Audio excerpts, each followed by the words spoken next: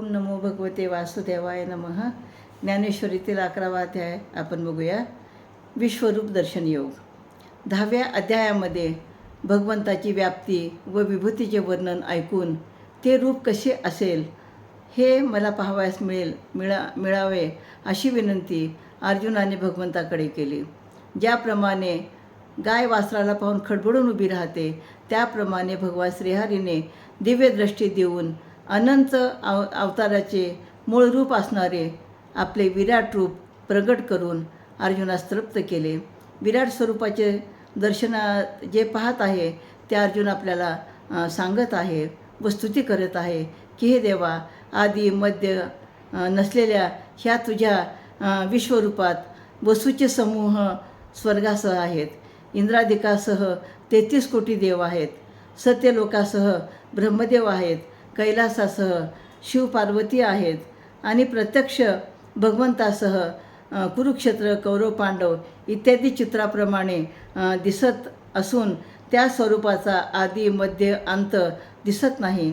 हजारो सूर्य एकदम यावेत असे तेजपुंज स्वरूप पाहून आश्चर्यचकित झालेल्या अर्जुनाने म्हणजे देवावर पतंगाने झेप घेऊन जळून जावे किंवा समुद्रामध्ये अनेक नद्या येऊन एकरूप व्हाव्या तसेच ह्या विश्वरूपाच्या मुखामध्ये, त्या विकराळ स्वरूपाच्या मुखामध्ये प्रवेश करून नष्ट होत होते. मग त्या मुखामध्ये म्हणजे कौरवाचं सर्व सैन्य, भीष्म, द्रोणाचार्य हे सर्व त्या मुखामध्ये, विकराळ मुखामध्ये ते प्रवेश करत होते, ते नष्ट होत होते.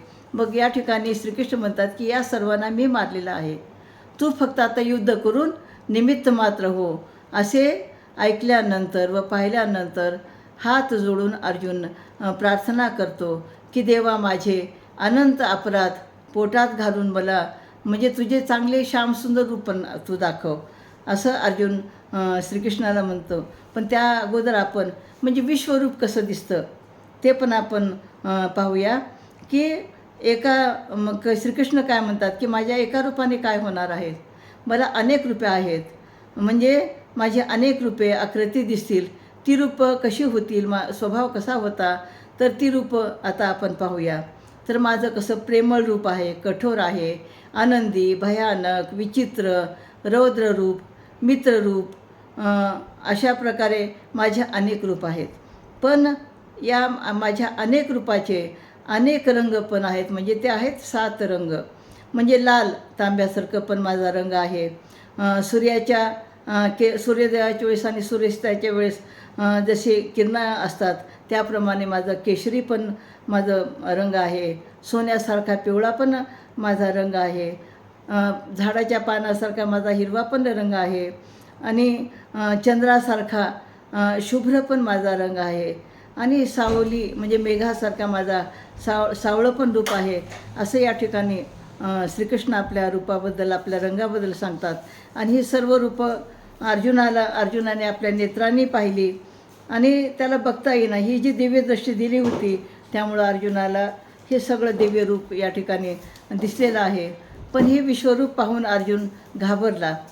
तर का घाबरला? कारण भगवंताची असंख्य मुखे दिसली, म्हणजे सौम्य, आश्चर्यकारक अशी रूपे दिसली, भयानक रूपे दिसली आणि काही जण भयभीत करणारी असं त्यांची हे रूप होती. असंख्य डोळे दिसले, असंख्य नेत्र दिसले, पण त्या नेत्रामध्ये कृपा होती, क्रोध होता त्याच्यामध्ये. असंख्य हात दिसले आणि असंख्य हातामध्ये अनेक शस्त्र पण त्याला दिसली आणि म्हणून अर्जुन घाबरायला लागला. याचं कारण हे विश्वरूप म्हणजे समुद्राचं पाणी एका मिनिटामध्ये संपवेल, 10 दिशा गिळून टाकील. विश्वरूपाच्या विशाल रूपामध्ये सगळे योद्धे उन्मत्त हाती सगळे कौरव दिसत होते व हे योद्धे विश्वरूपाच्या मुखात जात होते, गिळंकृत करत होते असे अर्जुनाला दिसले. भीष्माचार्य, द्रोणाचार्य, सूर्यपुत्र कर्ण हे देखील या मुखामध्ये म्हणजे हरपून गेले. हे पाहून अर्जुन प्रचंड घाबरला आणि अर्जुन म्हणाला, हे देवा, तू तर त्रैलोक्य संपवताना दिसतो आहेस. मी तुला विश्वरूप दाखव म्हणालो आणि तू तर मला उग्र रूप दाखवलं, असं का? यावर भगवंत म्हणाले, मी काळ आहे, मी सर्वांचा संहार करणारा मीच आहे. याविषयी बोलताना ज्ञानदेव म्हणतात की भगवताचं वर्णन सांगताना मी माझ्या या भावंडांना कसं काय मारायचं असं तू म्हणाला होतास, की तुला मोहामध्ये अडकला होतास आणि तू शस्त्र टाकून दिली होतीस आणि म्हणून तुला हे रूप दाखवावं लागलं आणि विश्वरूप दाखवलं. यातून भगवान सांगत होते की उत्पत्ती संहारे सर्व करणारा मीच आहे. त्यामुळं तू मारणारा आणि ते मरणारे हा मोह सोडून दे. ते मात्र ठीक आहे, परंतु अक्राळ विक्राळ रूप का तू दाखवतोस.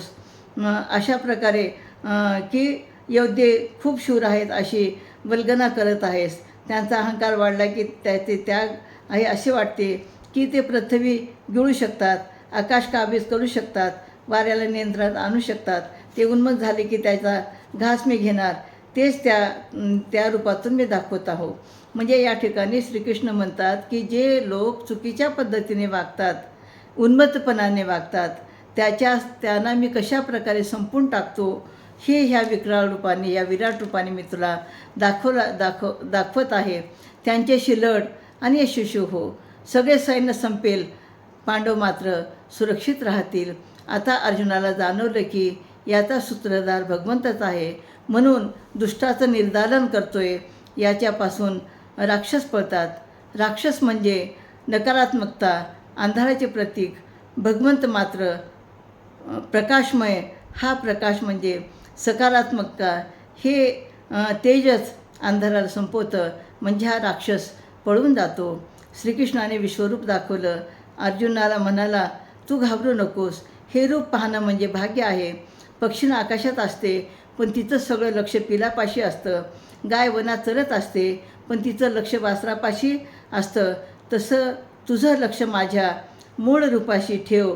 माझ्याशी एकरूप होऊ दे. आणि अर्जुनाला या रूपाची भीती वाटत होती. अर्जुनाला कृष्णरूप का पाहावंसं वाटलं. भगवंताने विश्वरूपाची घडी उकलून दाखवली, परंतु ती त्याला आवडली नाही. म्हणून सौम्य आणि सुंदर रूपात आला. आणि कृष्णरूप म्हणजे माझी सावली आहे. विश्वरूप हेच माझं साध्य आहे. अर्जुन मात्र द्विधा मनस्थितीमध्ये होतं. म्हणजे कोणतं रूप श्रेष्ठ हे आपण पुढच्या 12व्या अध्यायामध्ये बघूया. ओम भगवते वासुदेवाय नमः.